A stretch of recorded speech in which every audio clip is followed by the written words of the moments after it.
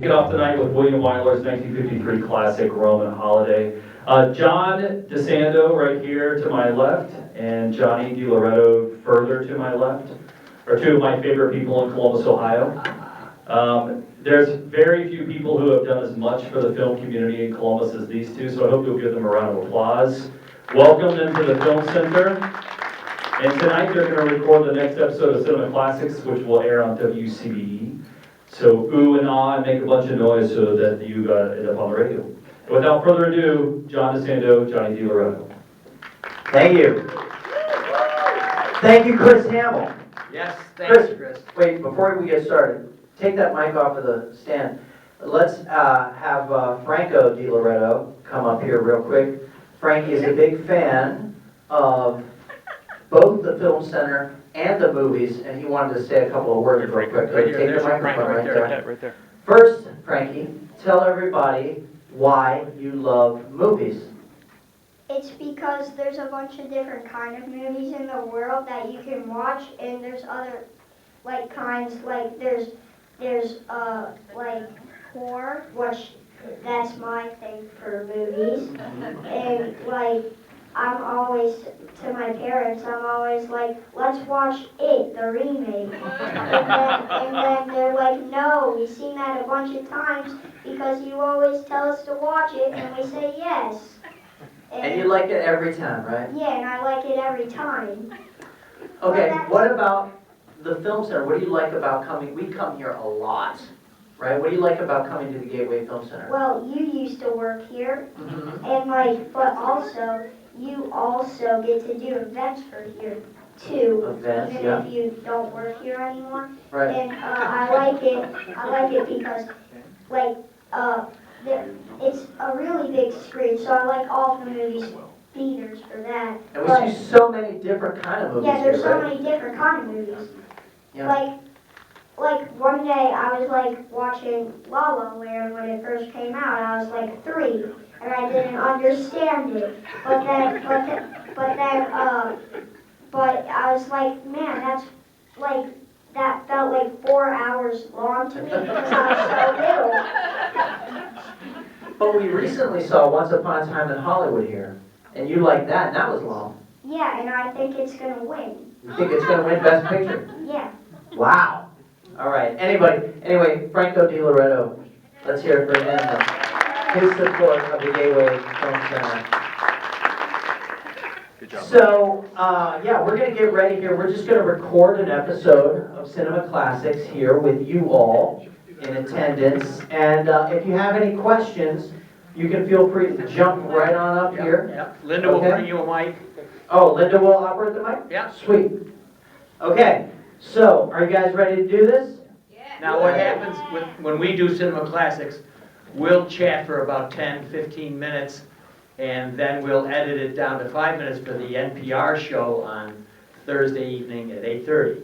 And we'll also have a longer video version, the whole video version, available online. So both of those are online. So that's what we're doing tonight. We'll go at a certain time period in which I'll have to cut Johnny off, and then we'll... Funny. And then we'll have the audience also. If Yeah. we want any participation for you, and Linda will bring you the mic if you want to. Just raise your hand. Yeah. We'll record for about 10 Yeah. to 12 minutes. Yeah. And then you guys will get right into Roman Holiday, okay? Yes. So here we go. Yeah, all right. Cinema Classics is sponsored by the Gateway Film Center and is produced by John DeSando and Johnny DiLoretto. Listen to shows online at WCBE.org. I'm John DeSando. And I'm Johnny DiLoretto. And this is Cinema Classics. It is indeed. And we are at the Gateway Film Center. Let's get a crowd here. I am really encouraged by how many people are on here for the first showing of the film series here, titled Cinema Classics Film Series, for Audrey Hepburn and Roman Holiday. This is really encouraging. I didn't think this many people would show for an old film in black and white that's over 50 years old. But you guys are out here. I'll tell you, Johnny, romance in films never takes a holiday. No. They're here all the... But we do have a romantic holiday that many people remember as a great film. All right, would you consider that? I would say this is one of the great rom-coms of all time. This movie was a rom-com before they even called them that. And it was a misnomer because I don't think there's any comedy in this thing. Oh, there's some comedy. Come on. It's all character based. That's what's great about this movie, is that, you know, when you think about romantic comedies today, you think about these over-the-top sort of, you know, crass, I don't know, they're just not based in reality. Now, you might argue that Roman Holiday isn't based in reality, and it's not, but the characters themselves, the characters are. The way they interact, the way Gregory Peck Right. and Audrey Hepburn interact is real. Well, I'm going to tell you, It's not played for it was laughs. so You know, real. the laughs come out of their behavior. It was so real that they had to be careful because Princess Margaret was getting very close to Peter Townsend, a commoner, and they had to pull them apart. He was the a photographer, I think, and the royal family pulled them apart to make her a more suitable marriage with somebody else. Wow. Now, I don't know if that makes you think about Meghan and Harry even, right? Yeah. I mean, the royals are still having their problems. Right. This would be a Hep skit. Hep skit. You're right. Yeah. What do they call it? Megxit? Yeah. Yeah. And, you know, and for this one, now remember, Audrey Hepburn, her first starring role. First one. In fact, Gregory Peck said, you better put her name above the marquee because she's going to win the Right. Oscar. So just to give you a little context, Audrey Hepburn had had a few bit parts in films at this point, but she landed the starring role in this movie opposite Gregory Peck, who was an established star at the time.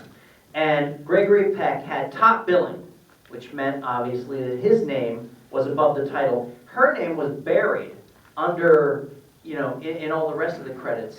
And he insisted, after working with her for a few weeks, and after seeing the dailies, that her name be put alongside of his, above the title, which at that time, and still is pretty unheard of, you know, in an egotistical industry like Hollywood. Yeah, and when you think about her in this role, and that she won the Oscar for this. Now remember, she plays a princess. She's coming to town, to Rome, and Peck plays a reporter, and they get, well, if you want to look at It Happened One Night, it's the same. About 20 years before that. Right, it's the same plot. And she's an heiress, I think, in that one. Yeah. And, but in this one, so he meets her, they meet, they fall in love, and he can't write the article that he was going to do on her. So, but, for my point here is, you're waiting for my point. Yeah, I'm And my point is, They're all waiting. that she won the Oscar for leading actress, for actress at that time, and she beat out Deborah Kerr from For Here to Eternity. You will see for yourself tonight whether, in fact, she actually deserves to beat Deborah Kerr. I think she does. Yes. I would argue that she does. How many people out here are here to see Audrey Hepburn specifically? Okay, so a handful. Yeah. How many people have ever seen have not seen an Audrey Hepburn movie? Okay, so just one of you. Yeah. Let's talk. Most for a everybody moment- here has seen Breakfast at Tiffany's. Yes, Okay. of course. Let's talk for a moment about Audrey Hepburn and why she is a legend. Why don't we haven't talked about this, we haven't discussed this, but I want to ask you, what is the enduring appeal of this actor? First of all, her look. Her look is that of a ballerina. In fact, she was. She's angular. She has a perfect face, practically. Except I think her nose is a little bit large, but that adds to the charm. Yeah, you are something else. But anyway, Ever the critic. right now, and her accent is perfect. What was great about signing her up for this film was that she was relatively unknown, which meant that she brought no baggage. She was almost completely unknown. Yeah. I mean, she had a few So minor roles. for William Wyler, who set this in Rome, rather than here in Hollywood, because he was being hounded by the Red Scare business. They were threatening him, so he was over there. not enough money, so they did it in black and white. And you might ask yourself whether you like it in black and white. I love it in black and white. Yeah. And It grounds it. yeah. So I guess what I'm saying is that there was a bit of a chance of taking her as the lead. I would say there's a huge chance. Yeah, right. He took a huge risk. William Wyler was not just a nobody. William Wyler, at this point in his career, was a major Hollywood figure. He had directed Wuthering Heights and The Best Years of Our Lives, which was a huge Oscar winner over It's a Wonderful Life, I might add. Ben-Hur. Ben-Hur, that came after or before this? After. Okay. And So William Wyler and knew what Big he was Country. doing. And Big Country, One of with my Gregory favorite Peck. movies, yeah. Yeah. So here's an interesting thing, right? He takes this risk on Audrey Hepburn. I don't know if you know this quote. It might be a little offensive to some of you in the Me Too era, but William Wyler, when they asked him why he cast Audrey Hepburn in this role, and I'll paraphrase, he said, "She has no arse, she has no breasts, she's not poured into some tight, skimpy outfit," something along those lines, "and she's a Martian, and everyone will love her." And he knew that because she was so antithetical to what in 1950 or 1953 Right. was a typical Hollywood starlet, he knew that audiences would respond to her, and he was right. They responded to her instantly. And Gregory Peck said, it was like watching a flower suddenly come to bloom, and she was born to play the princess. Yeah, That's pretty good. it's great. Uh, It's great. Beyond that, it won for the screenplay, and I just can't figure that out at all. Because I don't think it's witty one bit. Yeah. And maybe that's because I'm using an index now, 2020, to judge it back in 1953.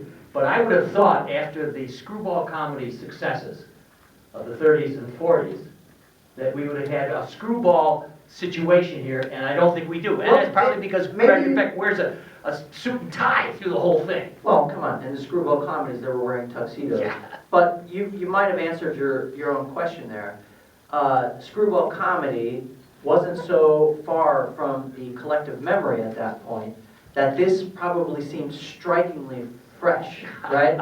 That they weren't playing it for broad laughs, that it wasn't quite so farcical, right? Anyway, the movie had a huge impact. It definitely launched the career of one of the great movie stars of all time. They originally wanted Elizabeth Taylor Yeah. and Gene Simmons, for any of you who I remember can't even those. imagine that. Well, it's completely different, and you never can once you see a great role like this. It's difficult to think about anybody else. You can imagine at that time, of course you'd want Elizabeth Taylor for almost anything. Right, yeah, she was huge too. Right. Anybody have any questions before we wrap up? Oh, I had a couple of other things just to say. Okay, go ahead. The journalists at the end, when she greets them all, they're all journalists that were working out of Europe. And in the ball, in that lovely ball where she's dancing, you have true nobility who are there playing their parts, and they donated their money to charity. So anyway, there's some interesting parts of this film. Yeah. And so anybody have any comments, any thoughts? Yes? Yeah. Hold on now, Lenny, can you? Let's hear, we want to hear you on the show, so. We do, yeah.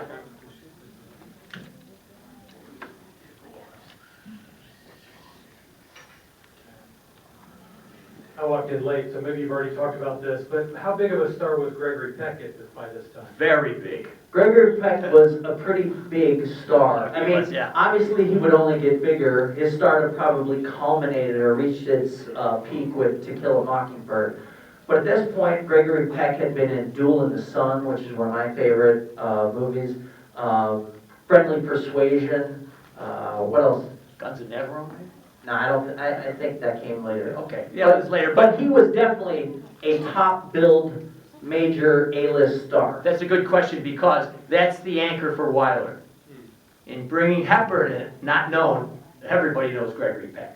So there you go, yeah. Yeah, and in fact, as we said earlier, Gregory Peck was the top-billed. Like she was so unknown at the time that they buried her name in the credits originally, until he insisted otherwise. Anybody else? Yes, Yeah, can we get the mic? right here, Lenny. Oh, I guess we've got one more down here. Okay. Yeah. Do you happen to know how old Audrey Hepburn was during the filming? Oh, wow, that is a really good question. Do you know, John? I don't. She was very young. I would 20s. probably say in her early 20s. Yeah, I would say no older than 24 for sure. yes. Carries herself so well. And we've got one down here, Lenny? Yeah, right down here. Yeah. Besides her, Hold on, sir, we want to make Yeah, we sure wanna that we get get you you on on the there. microphone. And while you're doing that, I can't help but think of a better film called Casablanca. And the reason I think about that is, I think that's a great romance, and that the ending is similar to this one in spirit. Yeah, don't spoil it. Well, Don't All right. spoil it for them. They haven't seen it. so think about that when you're seeing this ending. besides her physical attributes, how did they get from Elizabeth Taylor to Audrey Hepburn? Somebody had seen her dancing, and it might even have been Wyler. And he was taken by her charm, talked to her, and then was convinced that she could. But they're not even looking initially. No, but I'll tell you a little anecdote based on that. You're absolutely right. But what they did was a screen test. And they screen tested her, and Wyler told the people in the room to keep the cameras rolling after they had said cut. And what he wanted to do, because this was a fresh face, this is a new persona, he wanted to see how this actress would react in her natural state, how she was in her natural state. So when she was doing her screen test, they called cut, but the cameras kept rolling, and it was her natural charm. It was really who she was when the cameras weren't rolling that convinced Wyler to cast her. And that's pretty amazing. Yep, Anybody else? that's it, That's- Nope? Okay. I just want to say one more thing before we get started. When you look at these old classical stars and their entire filmographies and, folks who've had careers that spanned 30, 40, 50 years, in that old Hollywood system, they often racked up 50, 60, sometimes upwards of 70 movies in their entire career. Audrey Hepburn acted and appeared in only about 25 movies total. and I would also, my final comment would be to check yourself at the door if you think there's going to be any CGI in this. There isn't. In fact, you'll probably be pretty amused of the two of them riding on their Vespa to a process shot that means the screen behind them. It's pretty hokey. At that time, I think we were probably all thinking maybe even that it was real. I think most of us knew it Well, wasn't. I mean, you could do, Of course. I don't like to knock a movie for what they couldn't I'm just do back saying, then. I'm just saying, But- don't expect it, and also, don't expect it to move at a rapid pace. I find it a little bit slow, but it's 1953, after MTV and so on, with quick cuts, much faster pace. This is a slower pace. Yeah, scenes last longer, Yes. the movie moves a little slower, but what I think makes up for that pacing is the charm of its stars, especially its star-to-be, Audrey Hepburn, who is glorious and radiant and still as ever charming as she was back in 1953. I think you guys will enjoy this. Also, we should say that the Gateway Film Center is bringing this to you on film. On film. Yeah, That's Chris. that's a big deal. Yep. Now, that might come with some glitches, as we call them I in hope. today's digital I hope. age. Just a- Some scratches, some jumps, but what you will see is the unmistakable glow of 22 frames per second, and what that feels like, it's something a little different than the digital cinema you're used to today.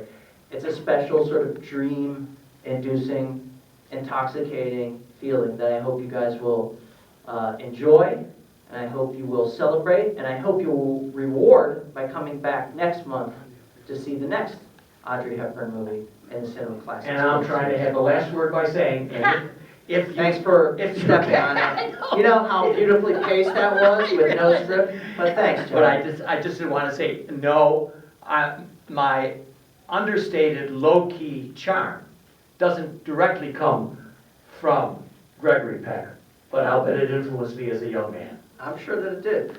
All right. Thank you all for coming out.